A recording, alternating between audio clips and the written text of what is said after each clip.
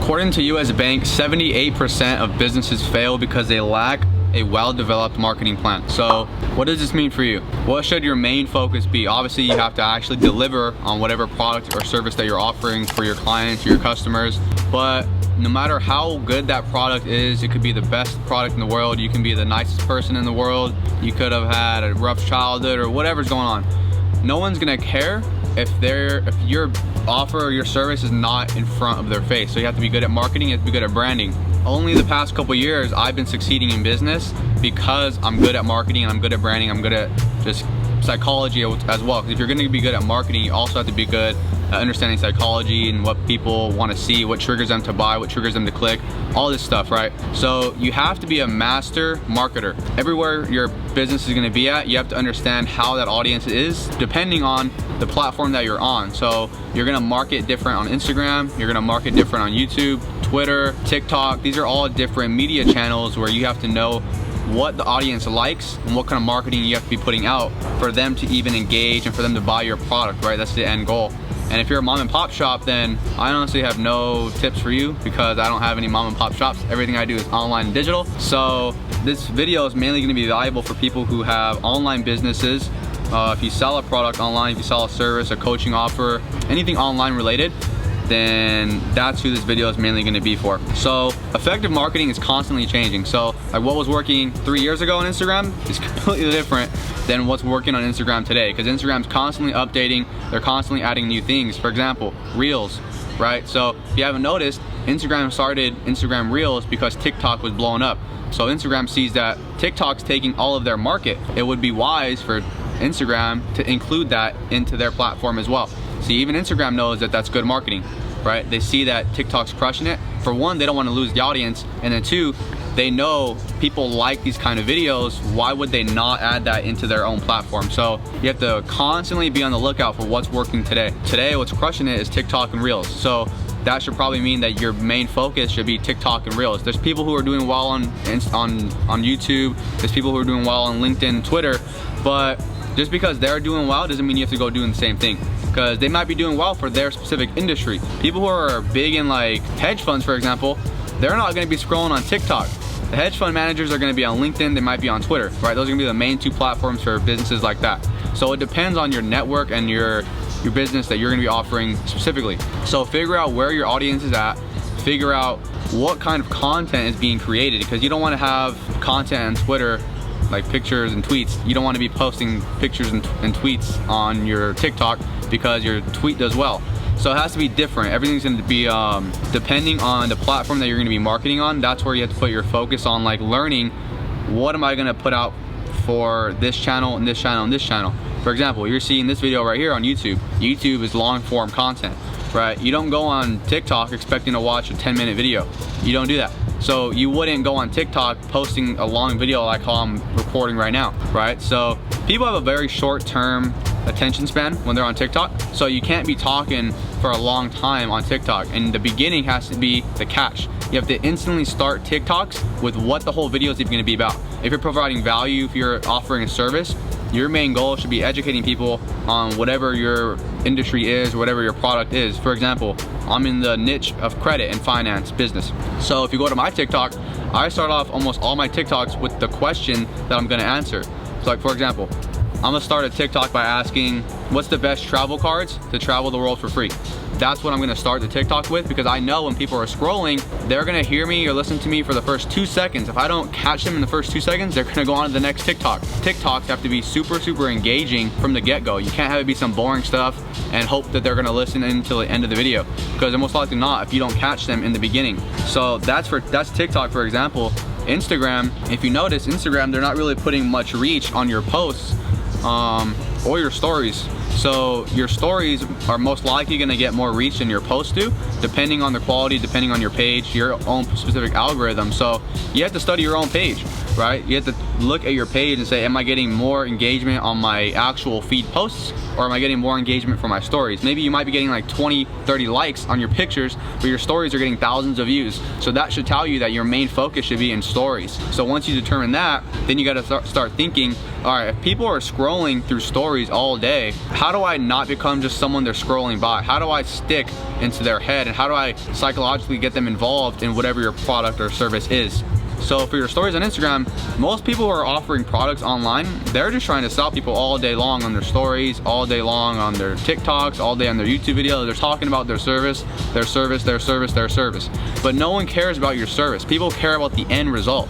So you need to start teaching people and educating people what it's gonna be like when they buy your product or when they buy your service. So I'll do another example with mine, you know, credit repair, right? I have a credit repair company. We've done 7 figures in the past like 300 days. I've done a couple 7 figures in the past like 2.5 years, all online, and I haven't spent any money on ads. It's just from having good marketing, good branding. So for my industry, like credit repair, right? If I'm gonna be selling credit repair as a service through my Instagram stories, I'm not gonna be posting about like, hey guys, you can sign for credit repair today for X amount, or fix your credit. No one cares about fixing their credit. They care about getting a house, they care about getting an apartment, or they care about getting big credit cards. So I'm gonna show results that my current clients are getting. If my client gets a credit card and they get approved and they send it to me, I'm gonna post that on my story. I'm not just gonna say obviously I'm gonna be happy for the client and I'm gonna say congratulations, but I'm gonna post that and use that as marketing on my stories, because that's what people care about. They care about what other people are doing once the service comes through or once they get the product, right? And I'm posting the end result.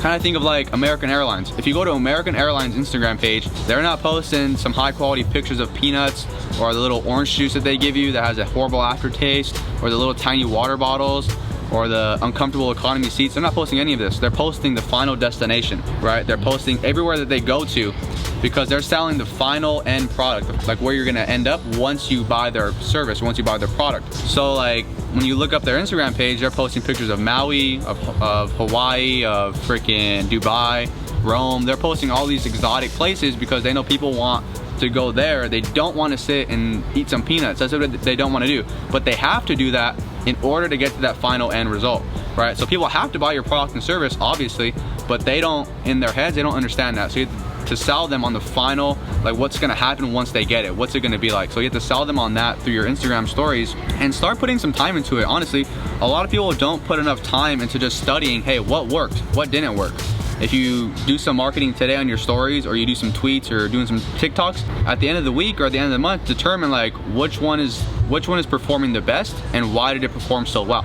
You can do this very easily. Like for example, if you're trying to do something on Twitter, trying to make some viral tweets, then do a bunch of tweets, do like 4 tweets a day, and then at the end of the week, see what tweet got the most retweets, which one got the most engagement, the most likes. And then if it's something about like, let's say you're talking about mindset, right? Then you have to determine, okay, cool, people like when I talk about mindset. So what does that tell you? You should maybe be posting more videos and more tweets about mindset. One thing that I do too is I have a team and myself, we just tweet all day. I put out like 4 or 5, 6 tweets a day. And when I see that a tweet is getting a lot of retweets or a lot of engagement, I use that as an Instagram post, because I know the Instagram post is gonna get a lot of swipe ups. They're gonna do little fire emojis, little 100s, whatever they're gonna do. And the more engagement that you're getting on your main pages, then the higher the algorithm is gonna push you to see, so your audience, more of your audience sees your posts, right? So actually put a lot of time into determining what's working, why is it working, what is not working. And what's not working, then cut that out. Don't do that anymore. If it's not working, then don't keep trying to make it work. Your audience doesn't like what you're putting out. So take that as a big sign to put a lot of effort into your actual own business and your own marketing. So most people are focusing on making the product amazingly perfect. Obviously the product has to be perfect, but the product can always improve. So depending where you're at in business right now, understand that your product's never gonna be perfect, because it can always improve. Every quarter, we're always improving. We're always making the service much better. So I put a lot of focus into marketing and branding, because that's what's gonna keep the engine running. And if you can master that organically, then you're never gonna have to rely on spending any money on ads. Till this day, I've wasted like $900 on ads. I didn't make any money from ads profitably. I just wasted it and threw it down the drain. Some things you guys can start doing today to start improving your own marketing as well is, if whatever industry that you're in, maybe you're in e-commerce, right? You offer e-commerce services, or you offer automation services. Maybe you offer the same services that I do. Maybe you're not sure what you want to offer yet. Maybe you're trying to start your business and you're just curious about like a certain niche. Whatever that niche is, look up who are the industry leaders in that niche and see what they're putting out on Instagram, Twitter, YouTube, TikTok. What are they doing? And remix that for yourself. You don't have to create a brand, you don't have to redo the whole wheel, or whatever the saying is. You don't have to do that. You just have to determine what's already working in the marketplace, add your own twist to it, and then just do that. It's really not much that complicated. And you actually have an advantage too. If you can find 5 people who are doing very, very well in your niche, you can just take everything that they're doing good, do it for yourself, and if you actually put a lot of time and commitment into this, you should come out higher than them eventually. It might not be like in a month or 2 months, but maybe in a year or 2 years, you're doing everything that the top dogs are doing. So if you just do that, then you should come out victorious in that industry, honestly. So to start doing that, you know, take some time into your branding and your marketing. Understand that it's going to be a never-ending process of learning. You know, after this, I'm probably going to read like this new book that I got on psychology, so I can understand people better. I can understand, like, you know, what are actually people thinking, and depending on the personality types, you have to basically cater to 4 different personality types. So you guys can just look that up. Look up the 4 different personality types. If you can create content that's hitting all 4 of these personality types, then that's when you're going to get the highest conversion rates. Because most people, they're marketing towards the way that they are. So I'm somebody who's very action oriented, so I take action on opportunities quickly.